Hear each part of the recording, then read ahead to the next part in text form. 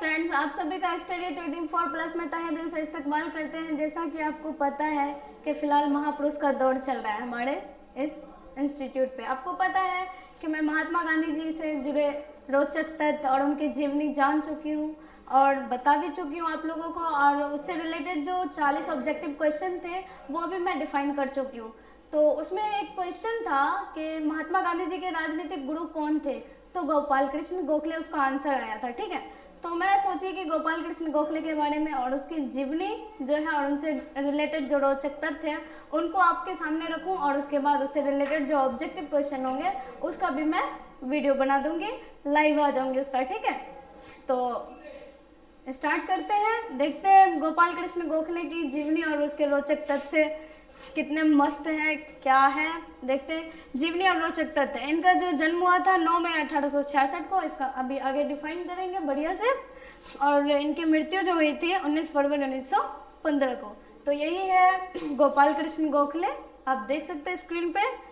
तो बढ़ते हैं इनसे रिलेटेड जानकारी के लिए। ये देश की आज़ादी और राष्ट्र निर्माण में गोपाल कृष्ण गोखले का योगदान अमूल्य है। देश की आज़ादी और राष्ट्र निर्माण में मतलब क्या, जब वो गुलाम थे तब ये बहुत ज़्यादा मेहनत करते थे, इसलिए इसका अमूल्य योगदान है किसमें, देश की आज़ादी में। ठीक है, गोपाल कृष्ण गोखले का जन्म 9 मई 1866 को महाराष्ट्र के कोथलुक गांव में हुआ। कहाँ हुआ था? महाराष्ट्र के कोथलुक गांव में हुआ था। ठीक है, आपसे अगर यहाँ पे क्वेश्चन बनता है गोपाल कृष्ण गोखले का जन्म कहाँ हुआ, तो महाराष्ट्र के कोथलुक गांव में कब हुआ, तो 9 मई 1866 ईस्वी को हुआ। ठीक है, बढ़ते आगे देखते क्या है। जबकि मृत्यु 19 फरवरी 1915 को मुंबई में हुई। ठीक है, यहाँ से भी क्वेश्चन बन रहा है कि गोपाल कृष्ण गोखले की मृत्यु कब और कहाँ हुई, तो 19 फरवरी 1915 को मुंबई में हुई। ठीक है, देखते आगे क्या है। आगे उनके पिता कृष्ण राव, उनके पिता का क्या नाम हो जाएगा? कृष्ण राव एक किसान थे, पर चूंकि क्षेत्र की मिट्टी मतलब जहाँ पर थे वो उस क्षेत्र की मिट्टी कृषि के लिए अनुकूल नहीं थी, मतलब कृषि के लिए यूजफुल नहीं था। ठीक है, तो इस कारण अंग्रेजों के यहाँ क्लर्क का काम करने लगे और मतलब काम करने पे मजबूर हो गया। अब अंग्रेजों के यहाँ काम करना क्या मजबूरी ही तो थी हम लोगों की, पहले मतलब हमारे दादा परदादा जो भी थे तो मजबूरी थी, जबकि मतलब कृषि के लिए वहाँ की मिट्टी योगदान नहीं मतलब यूजफुल नहीं था, अच्छा नहीं था, तो फिर अंग्रेजों के यहाँ काम करना पड़ा मजबूरी में। फिर यहाँ पर है उनकी माता क्या? वालूबाई गोखले। उनकी माता का क्या नाम था? वालूबाई गोखले। एक साधारण महिला थी। एक साधारण महिला बोले तो हाउसवाइफ है ना, गृहिणी। तो उनकी एक माँ मतलब वालूबाई गोखले जो थे वो साधारण महिला थे। ठीक है, बढ़ते आगे देखते हैं क्या है।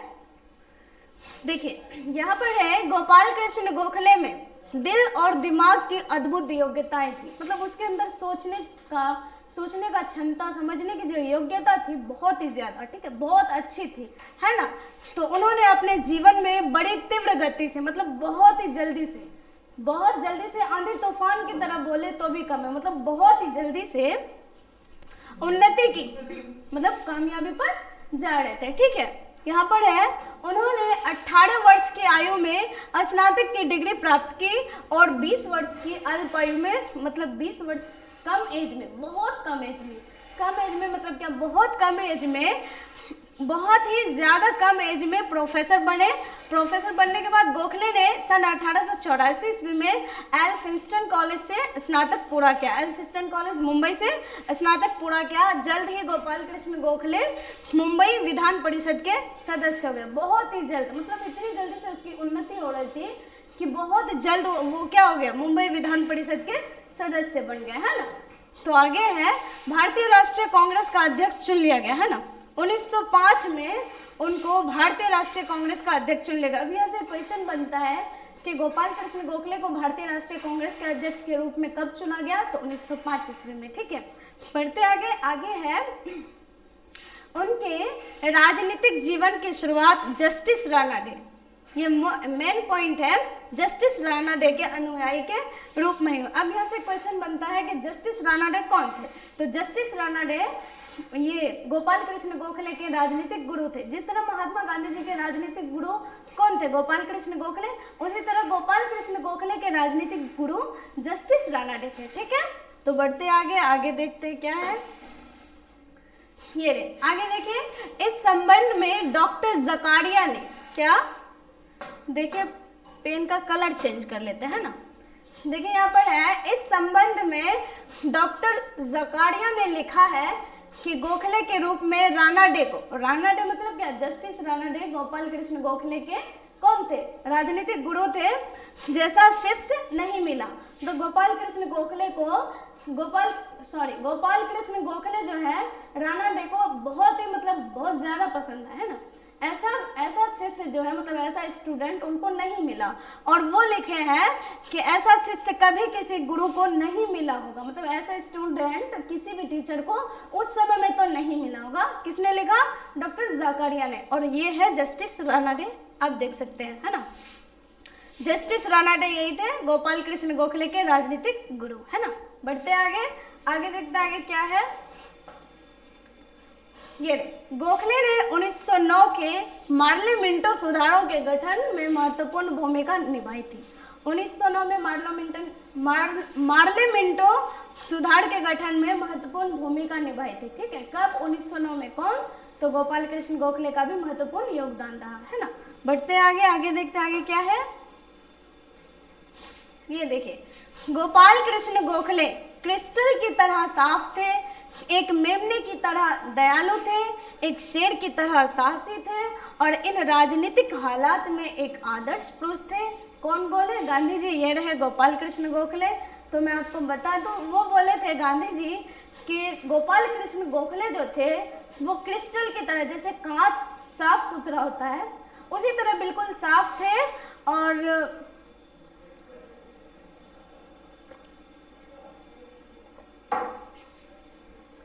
जैसे यहाँ पर है क्रिस्टल की तरह साफ थे, और मेमने किसको कहते हैं, बकरी के छोटे बच्चे को, उसकी तरह बिल्कुल दयालु थे, और शेर की तरह साहसी थे, है ना। शेर की तरह साहसी थे, और राजनीतिक हालात में वे एक आदर्श पुरुष थे, मतलब बहुत ही अच्छे व्यक्ति थे। उनके बारे में जितना भी बड़ाई करें कम है, बहुत ही अच्छे पुरुष थे। ठीक है, बढ़ते आगे, आगे क्या है। आगे है, गोखले जी 1905 में आजादी के पक्ष में अंग्रेजों के समक्ष, 1905 में, देखिए कहाँ आ गया, पेन का कलर चेंज करते हैं ना। गोखले जी 1905 में आजादी के सिलसिले में, है ना, आजादी के सिलसिले में अंग्रेजों के समक्ष लाला लाजपत राय के साथ इंग्लैंड गए। कहाँ गए, 1905 में इंग्लैंड गए। कब गए, क्यों गए, इससे बन सकता है ना। गोपाल कृष्ण गोखले इंग्लैंड क्यों गए, तो आज़ादी के पक्ष के सिलसिले में, मतलब उनसे बात करने के लिए गए, विनम्रता से, बिल्कुल अच्छे अंदाज में, लड़ाई झगड़े के तहत नहीं, अच्छे से। किसके साथ गए, लाला लाजपत राय के साथ। कब गए, तो 1905 में, है ना। आगे अत्यंत प्रभावी ढंग से देश की स्वतंत्रता की बात रखे। अभी जैसे हम बोले, बिल्कुल विनम्र होके, बहुत अच्छे ढंग से, अच्छे अंदाज में, लड़ाई झगड़े के तहत नहीं, बिल्कुल अच्छे अंदाज में उनसे आजादी की बात करने गए थे, है ना। बढ़ते आगे, आगे देखते आगे क्या है। ये देखिए, सर्वेंट्स ऑफ इंडिया सोसाइटी के संस्थापक कौन थे, गोपाल कृष्ण गोखले, है ना। आगे है, गोखले को गांधी जी अपना राजनीतिक गुरु मानते थे, है ना। आपको पिछले वीडियो में भी हम बता चुके हैं, गोपाल कृष्ण गोखले को गांधी जी अपना राजनीतिक गुरु मानते थे, है ना। यहाँ पर है गोखले का जन्म, अभी हम पीछे बता चुके हैं, फिर से आ गया, कोई बात नहीं, आप पढ़ सकते हैं फिर से। 9 मई सन 1866 को महाराष्ट्र के रत्नागिरी जिले, अब यहाँ एक और इम्पोर्टेंट आया, किस जिले में, तो रत्नागिरी जिले के कौन से गांव में, कोतलुक गांव में हुई, है ना। कोतलुक गांव में हुआ। उनके पिता का नाम कृष्ण राव था, है ना, आप याद कर सकते हैं, जो कि एक किसान थे और क्लर्क थे। उनके माता का नाम वालूबाई गोखले था, जो कि बिल्कुल एक सिंपल वुमन थी, मतलब क्या, गृहिणी, जिसको कहते हैं हाउसवाइफ थी। गोपाल कृष्ण गोखले का विवाह 1880 में सावित्री बाई के साथ हुआ। किसके साथ हुआ, 1880 ईस्वी में सावित्री बाई के साथ हुआ। उन्होंने अपने जीवन में 2 शादियां की। अब यहाँ से एक क्वेश्चन बनता है, गोपाल कृष्ण गोखले ने कितनी शादियां की, तो 2। पहली शादी कब की, 1880 में। दूसरी शादी कब की, 1887 में। आगे आएगा, अभी हम आपको बताएंगे, है ना। देखते आगे। ये रहे, सावित्री बाई जन्मजात बीमारी से ग्रसित थी। क्या थी, जन्मजात बीमारी से ग्रसित थी, है ना। सावित्रीबाई जो उनकी पहली पत्नी थी, पहली वाइफ जो थी, वो जन्मजात बीमारी से ग्रसित थी और इसी कारणवश, अब देखिए कारण भी दे दिया कि मतलब गोपाल कृष्ण गोखले 2 शादी क्यों की, जबकि वो जन्मजात बीमारी से ग्रसित थी, इसलिए उन्होंने दूसरी शादी की 1887 ईस्वी में, है ना। 1887 में दोबारा शादी की। उनकी दूसरी, देखिए यहाँ पे पत्नी होगा, मिस्टेक हुआ थोड़ा सा, उनकी दूसरी पत्नी की मृत्यु 1900 में हुई। कब हुई, 1900 ईस्वी में हुई। और गोखले ने इसके बाद पुनर्विवाह नहीं किया, मतलब क्या, 2 शादी कर ली, अब तीसरी शादी नहीं की, है ना। तो उनकी दूसरी पत्नी ने 2 पुत्रियों को जन्म दिया, जिनका नाम काशीबाई और गोदाबाई था, ठीक है। उनकी 2 पुत्रियां थी, दूसरी वाइफ से थी, है ना, तो काशीबाई और गोदाबाई, ठीक है। देखिए आगे क्या है, बाल गंगाधर तिलक, क्या बाल गंगाधर तिलक क्या बोले थे, अभी देखिए हम बताते हैं। बाल गंगाधर तिलक के शब्दों में गोखले भारत का हीरा, महाराष्ट्र का रत्न और मजदूरों के राजा। बीजी तिलक, जिसको शॉर्ट में कहते हैं बीजी तिलक, मतलब बाल गंगाधर तिलक गोपाल कृष्ण गोखले के बारे में क्या बोले थे कि गोपाल कृष्ण गोखले जो भारत का हीरा है, महाराष्ट्र के रत्न है और मजदूरों के राजा थे, है ना। क्या थे वो, भारत का हीरा था और क्या थे, भारत का हीरा, महाराष्ट्र के रत्न और मजदूरों के राजा थे। ये किसने कहा, बीजी तिलक, मतलब बाल गंगाधर तिलक ने, ठीक है। बढ़ते आगे क्या देखते हैं, आगे है गोपाल कृष्ण गोखले की मृत्यु, ठीक है। यहाँ से करते हैं गोपाल कृष्ण गोखले की मृत्यु। गोखले ने कई वर्षों तक लगातार कड़ी मेहनत की, मतलब क्या, रुके नहीं, मेहनत करते रह गए, कई वर्षों तक लगातार मेहनत की, कड़ी मेहनत की और भक्ति भावना से भारत की सेवा की, ठीक है। लेकिन दुर्भाग्यवश, अब देखिए क्या हुआ, दुर्भाग्यवश अत्यधिक परिश्रम, मतलब बहुत ज्यादा मेहनत करने के कारण वह मधुमेह और अस्थमा जैसी बीमारियों से ग्रसित हो गया। मतलब उनको बहुत ज्यादा जो मेहनत करते थे, बहुत ही ज्यादा, इसलिए उसको मतलब अपने बॉडी को वो थोड़ा सा भी आराम नहीं देते थे और वो मेहनत पर पूरा ध्यान देते थे और भारत के सच्चे भक्त थे, बहुत ही अच्छे, मतलब बहुत ही अच्छे थे। बोले ना, उनके बारे में जितना पढ़ाई करे उतना कम है। तो मधुमेह और अस्थमा जैसी बीमारियों से वो ग्रसित हो गए। अंततः 19 फरवरी 1915 को भारत माता के इस महान नेता का निधन हो गया, है ना। भारत माता के इस महान नेता का 19 फरवरी 1915 में मतलब हमने एक महापुरुष को खो दिया था, ठीक है। देखते हैं आगे क्या है। आगे है उनके शब्द थे, किनके शब्द थे, गोपाल कृष्ण गोखले।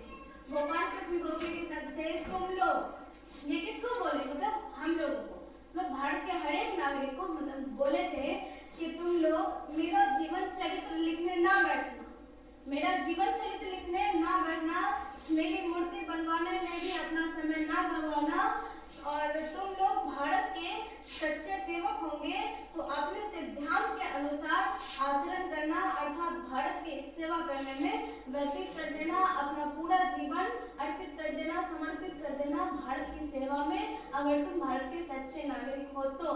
कौन बोले थे, गोपाल कृष्ण गोखले बोले, मतलब वो हम लोगों से बोल रहे थे कि ऐसा मत करना कि तुम हमारी जीवनी लिखते रह जाना, तुम हमारी मूर्ति बनवाते रह जाना और मतलब मेरे पीछे रहना, भारत के लिए कुछ नहीं करना, ऐसा कुछ नहीं बोले। वो बोले बिल्कुल, मतलब तुम जितना हो, भारत के जो भी थे, जो भी नागरिक उस टाइम को, उसने वो अंतिम शब्द ये कहे थे, उन लोगों से ये कहे थे कि तुम लोग हमारे बारे में मत लिखना, हमारे बारे में चर्चा मत करना, मेरी मूर्ति नहीं बनवाना, ठीक है। मेरे लिए, मतलब मेरे ऊपर उतना टाइम नहीं गंवाना, सिर्फ अपने भारत माता के ऊपर टाइम गंवाना, अपने भारत के ऊपर जो है ना, मतलब भारत को आज़ादी कैसे दिलाना है। क्योंकि 1915 में ही ये इंतकाल कर गए थे, मतलब इनका डेथ हो गया था।